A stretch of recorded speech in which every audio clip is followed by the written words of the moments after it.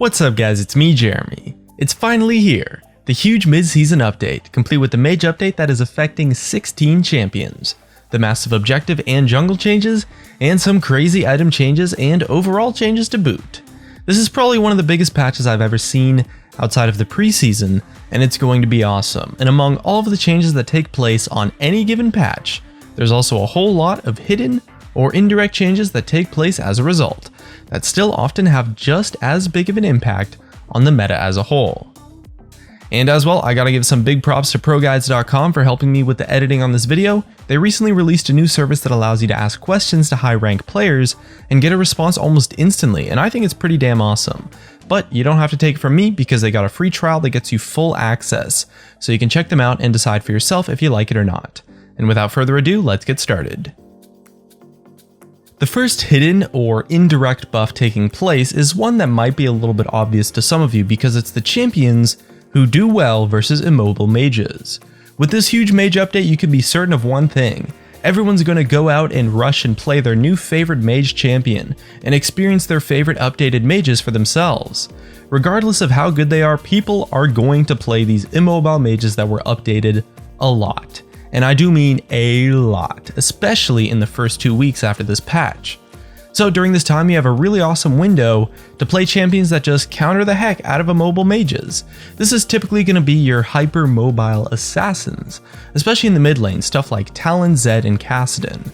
These champions are going to be your ticket to freelo on this patch especially, and for probably a long time to come too, since they perform really well against pretty much all of the champions that were updated, with the exception of just Malzahar, I guess, who is kind of designed to do well versus assassins.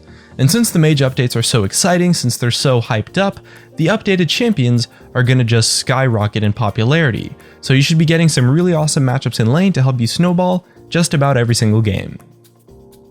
Another indirect buff that is taking place on this patch is one that I feel might go a little bit underappreciated, as it's the mage champions who did not receive updates, especially the ones in the top lane. The new AP items are a huge deal for any character wanting to build them, and although not every item might be overpowered or even buffed honestly, the amount of versatility and options that you now have in your build path as a whole as an AP champion is just mind-blowing. It's a boost to anyone wanting to build AP in their item path.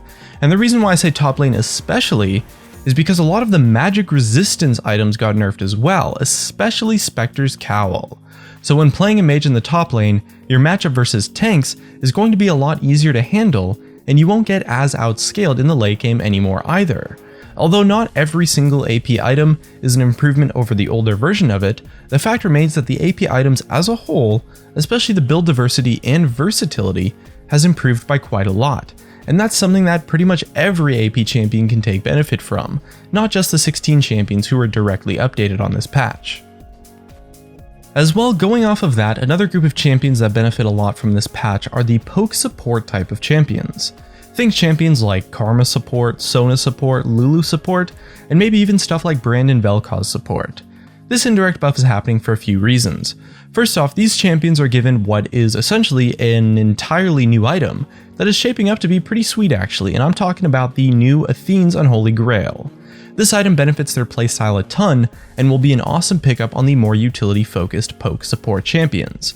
At the same time, we also have a lovely nerf to Soraka that is taking place on this patch, who's probably one of the biggest counter picks to a poke heavy support champion, since she just kind of out heals all of the damage. And there's also a nerf to Taric too, who might not have been the best counter pick to a poke support on paper, but the fact is that he was just so freaking broken that he was kind of a counter pick to everyone, and the nerfs tone him down quite a bit, so now the meta is shaping up to favor the poke supports a little bit more based on the matchups and the items. Another group of champions getting a step up in this patch are objective-focused junglers. So this is stuff like Nunu especially, champions who are good at farming and controlling objectives, especially in the early game.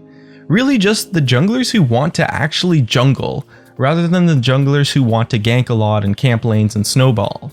And this is happening for a multitude of reasons, all of which have to do with the way the new jungle is shaping up to be. First off, counter jungling is becoming easier because of the jungle timers, and it's also becoming a little bit more rewarding too, especially in the first clear. So champions who can do that effectively now have much better ways to get advantages rather than just non-stop ganking lanes. As well, the new Rift Herald has become an insanely powerful tool that being able to secure is a massive deal.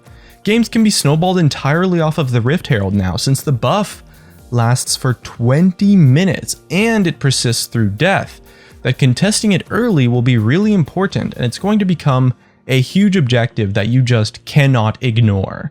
And having a jungler that is weak at contesting that is going to be a weakness for your team. And as well, the dragons now are a little bit more important, and as a result, there are just more jungle objectives to take across the entire map. And I'm really interested in this direction that Riot is taking with the jungle, because it looks like they really want to make it so that you can come out ahead as a jungler without having to resort to just constant ganking, which is really cool to see different styles of jungling becoming relevant, especially for solo queue. And I definitely think that these jungle changes on this patch are pretty awesome.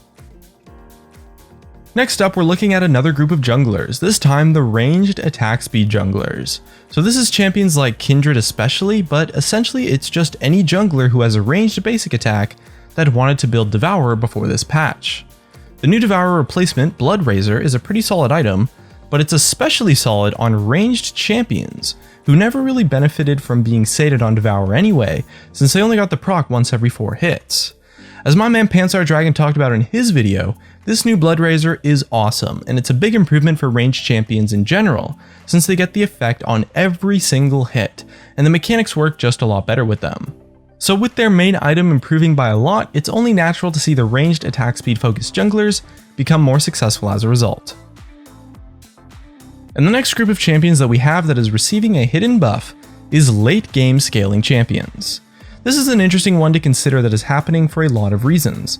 First off, you have the changes to turrets, which is essentially just a buff to the power, especially the damage, of the turrets, and it makes taking them down in the early game not only more difficult, but also less impactful and a lot less snowball-y.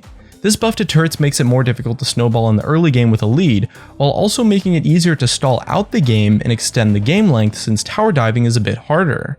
And solo queue already is heavily prone to games being longer than they should be, and as a result this type of change is likely to have a big effect, and I wouldn't be surprised to see the average game length in solo queue increase by about 5 minutes or so after this patch, and the longer the game goes on, the better it is for those late game scaling champions. As well, the death timers between 20 to 35 minutes of every game are being reduced by a little bit, which once again contributes to games being a lot longer.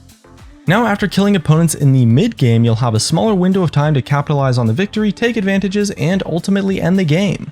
So the shorter death timers means longer games, and thus, the late game scaling champions shine through. Speaking of late game scaling champions, we also have AD carries getting a bit of a step up on this patch. This change as well is happening for a couple of reasons. First off, we have the change to Guardian Angel. Guardian Angel's always been kind of a weird item, but it's a great defensive option on AD carries versus burst damage champions who fully unload their combo on someone and then don't really do that much for the rest of the fight. It's a great item for a squishy character since it's a great way to counter burst damage, and since the price is going down a ton, that'll make it much easier to itemize for when you need it as an AD carry. In addition, Sunfire Cape, a seriously powerful armor item, is taking a big hit on this patch, as are quite a few other tank items. So during teamfights as an AD carry, you'll probably kill tanks a bit faster now. But as well, some of the bruiser items are taking hits too. You got Sterix Gauge, you got the new Bloodraiser enchant that deals a lot less damage to AD carries than Devourer did. So once again, versus not only tanks but some bruiser champions too, especially junglers, the AD carries will have an easier time killing them, but also avoiding being killed by them. And add into that the late game stuff that I mentioned previously, and it's a great patch if you're an AD carry main. And this next one's kind of just something I wanted to throw in for a little bit of fun, and it's also kind of true as well, I guess. And I'm talking about, of course, Mordekaiser. Maybe it's a little bit troll, but it's also kind of true to some extent, although it is maybe not that relevant. The Elder Dragon is being introduced on this patch as a huge new objective spawning at 35 minutes into the game. And the Elder Dragon is this huge massive dragon on steroids. And when Mordekaiser kills that dragon, he now gets a much more massive dragon ghost from killing that Elder Dragon. I think it has something like 30,000 HP, which is much more powerful than the regular old dragon ghost. So that's a pretty nice change from Mord you might not have considered that might actually make an impact occasionally. Overall, this patch is massive, so I tried to compile as many hidden buffs that I could come up with, but it's not impossible that maybe I missed a couple of the minor ones, just since there's such an insane amount of stuff that actually happened. But I do believe I covered all the major ones, And this video is getting pretty long, so let's just cut it here, I guess. Once again, a big thanks to ProGuides.com for helping me with the video. You can check them out with the link in the description. And if you enjoyed the video, hit that like button. And if you didn't, hit that dislike. Thanks for watching, and I'll see you guys next time.